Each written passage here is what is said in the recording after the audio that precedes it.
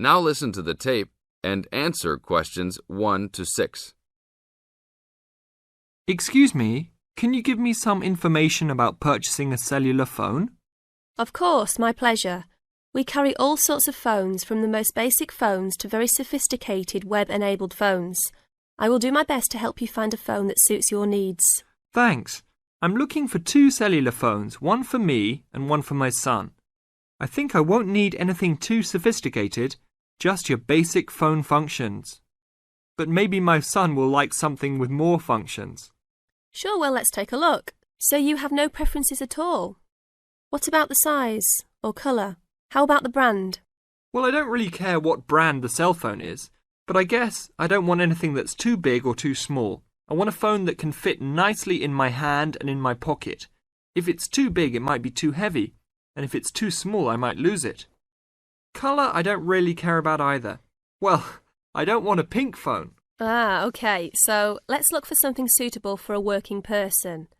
How about this one? This one is the R55. It is black, not too big, not too small, all the usual functions.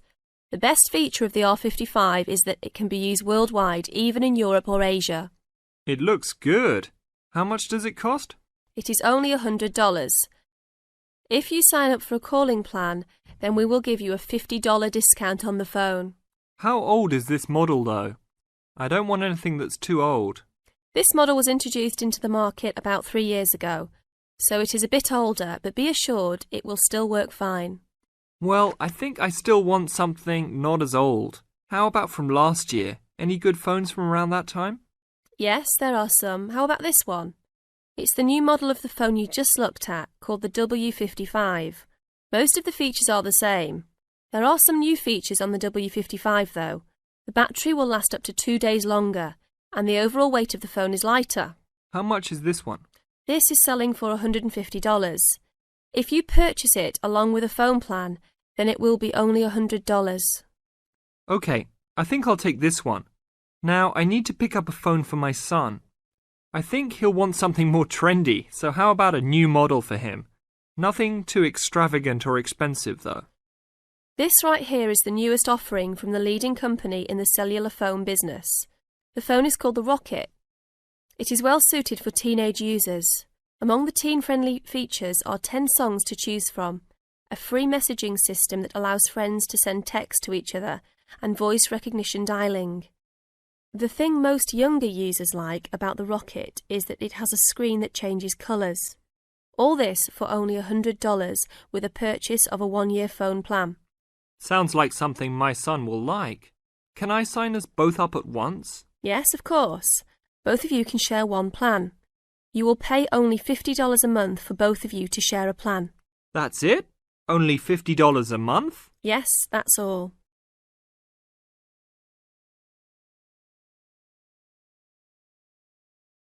Now listen to the tape and answer questions 7 to 10. OK, I will need your information. Name and address, please. Richard Derek Jones. What's your profession? I'm an engineer. Address, please. 322 First Street, San Francisco, California. And phone number, please. 621-360-7601. Oh, sorry, that's the wrong number. 621-360-7610. How many phones do you want activated onto your plan? 2 for now. Thank you very much. Your phones will be ready in a minute.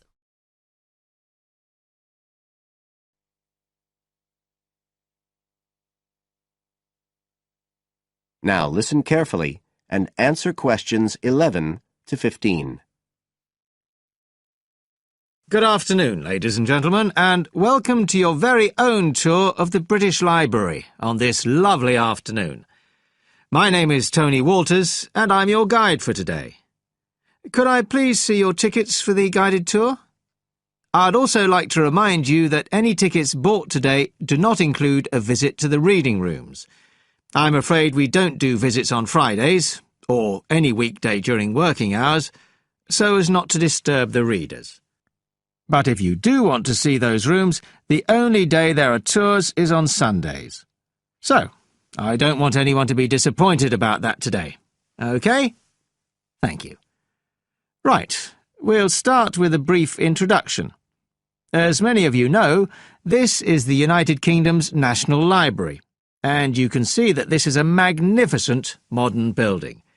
It was first designed by Sir Colin St John Wilson in 1977, and inaugurated by Her Majesty the Queen more than 20 years later in 1998.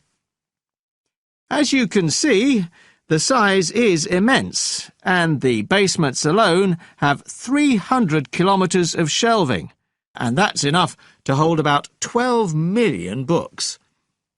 The total floor space here is 100,000 square metres, and, as I'll show you, the library houses a huge range of facilities and exhibition spaces. And it has 1,000 staff members based here in the building. So, you can appreciate the scale of our operation. In fact, this was the biggest publicly funded building constructed in the United Kingdom last century. It is still funded by the government as a national institution, of course, and it houses one of the most important collections in the world.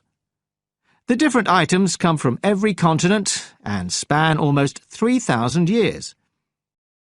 The library isn't a public library, though.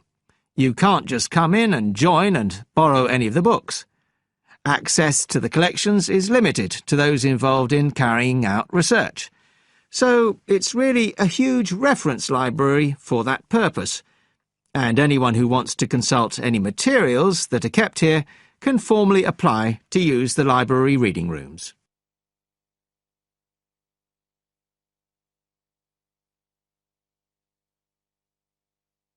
Now listen and answer questions 16 to 20. Right, well, here we are, standing at the meeting point on the lower ground floor, just to the right of the main entrance. I've given you all a plan of the building so that we can orientate ourselves and get an idea of where we'll be going. Now, outside the main entrance, you'll see the wide piazza with the stunning sculpture of Newton. The sculptor was Paolozzi, but it's based on the famous image by William Blake, and it's definitely worth a closer look. On the other side of the piazza from the statue is the conference centre, which is used for all kinds of international conventions. We'll take a quick look inside at the end of our tour.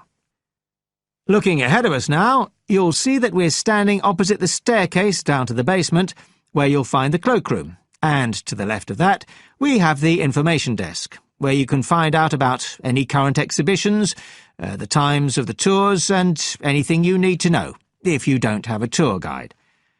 As you can see, on this lower ground floor, we also have a bookshop.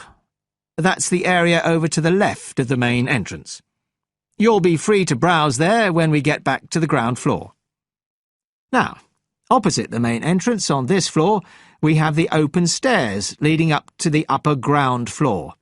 And at the top of them, in the middle of the upper ground floor, you can see a kind of glass-sided tower that rises all the way up through the ceiling and up to the first floor. This is called the King's Library. It's really the heart of the building. It was built to house the collection that was presented to the nation in 1823 by the King. You can see it from every floor above ground. When we go up there, you'll find the library's treasures gallery on the left. Can you find it on your plan? That's the exciting one. So we'll be visiting that first, but we'll also take a look at the stamp display situated behind it on the way to the cafe. A lot of people miss that. The cafeteria runs along the back of the floor, and in the right-hand corner you'll find the lifts and toilets. Always good to locate them. The other main area on that floor is the public access catalogue section, and I'll show you how that operates when we get up there.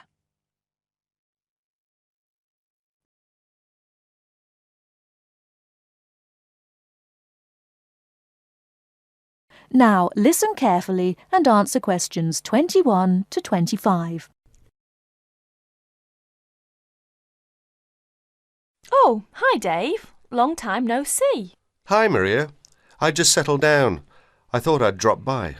Come on in, take a seat. Would you like anything to drink? I have Sprite and orange juice. Sprite would be fine. Oh, so how have you been? Oh, not bad. And you? Oh, I'm doing okay, but school has been really busy these days, and I haven't had time to relax. By the way, what's your major? Hotel management. Well, what do you want to do once you graduate? I haven't decided for sure, but I think I'd like to work for a hotel or travel agency in this area. How about you? Well, when I first started college, I wanted to major in French, but I realised I might have a hard time finding a job using the language, so I changed my major to computer science. With the right skills, landing a job in the computer industry shouldn't be too difficult. So, do you have a part-time job to support yourself through school? Well, fortunately for me, I received a 4-year academic scholarship that pays for all of my tuition and books. Wow, that's great. Yeah, how about you? Are you working your way through school? Yeah, I work 3 times a week at a restaurant near campus. Oh, what do you do there? I'm a cook. How do you like your job? It's okay. The other workers are friendly and the pay isn't bad.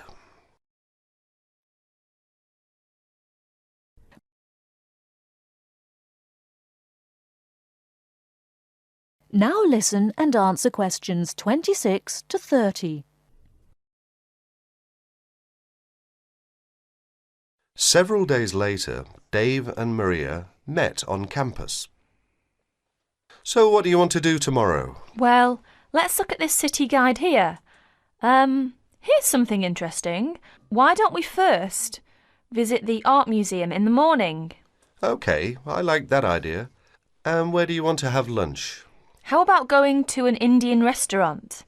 The guide recommends one downtown, a few blocks from the museum. Now that sounds great. After that, what do you think about visiting the zoo? Well, it says here that there are some very unique animals not found anywhere else.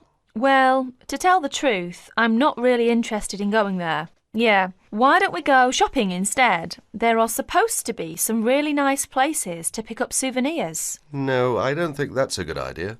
We only have a few traveller's checks left, and I only have $50 left in cash. No problem. We can use your credit card to pay for my clothes. Oh no, I remember the last time you used my credit card for your purchases. Oh well, let's take the subway down to the seashore and walk along the beach. Now that sounds like a wonderful plan.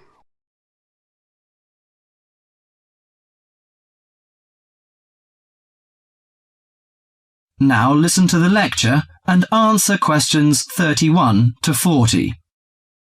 Today our guest is Joseph Parks, Medical Director for the Botany Department of Mental Health. He's going to give a lecture about the research on teenage brain. Good morning, everyone. Today I'm going to introduce the new research about adolescent mind, the teenage brain. How much do you know about that? Do you believe in brain scanning? Do you think we can judge whether a teen is normal or mentally ill? Or it's just another immature test? The new research shows a teen brain is in the middle of disordered changes. Those changes, scientists now believe, are so significant that they may reveal the mysteries of mental illness, explaining why some teens commit suicide, why others harm their classmates, and why some emerge later in life with mental disorders. The research looks forward to a day when teens could be tested for suicidal depression as easily as they are for heart disease. But there are signs that society and parents in particular would reject such a tool. Many parents question the validity of a mental health diagnosis. They fear that their children will be falsely tagged with a mark that he or she is abnormal. At the center of the debate is the teen brain, its confusing architecture, and the difficult question of what's typical in a teen and what's not. Under the old thinking, the adolescent brain was fully formed, needing only to be filled with facts, figures, and experiences to become an adult mind. At the same time, many people rejected the idea that young people were even capable of developing mental illnesses. However, the new research shows a teenage brain is an organ in transition. It has an unstable and vulnerable composition. The evolving teenage brain clearly isn't adult-like until the early 20s. If teens act young and stupid, it may be because brain areas that govern rational thought are not mature yet. All that is fine when the brain develops normally. But if the teen brain fails to successfully reinvent itself as an adult brain, mental illness may happen. Researchers increasingly believe if that process stops for some reason, teens are likely to develop mental illness. Early warning signs might be disregarded, as adults may think them the typical teen behaviors. Perhaps the chief hope of the new research is that it could make a difference for teenagers suffering from mental disorder and major depression. These can lead to suicide, which for years has been the leading cause of death for teens. Until recently, scientists couldn't peer into living brains to look for changes associated with normal development or mental diseases. That is beginning to change as researchers develop ever more sensitive brain scanners. However, the composite pictures are somewhat misleading. A snapshot of an individual brain may fall somewhere between normal and mentally ill. For now, psychiatrists and psychologists must still rely on interviews and observations of children's behavior to diagnose mental illness. You now have half a minute to check your answers.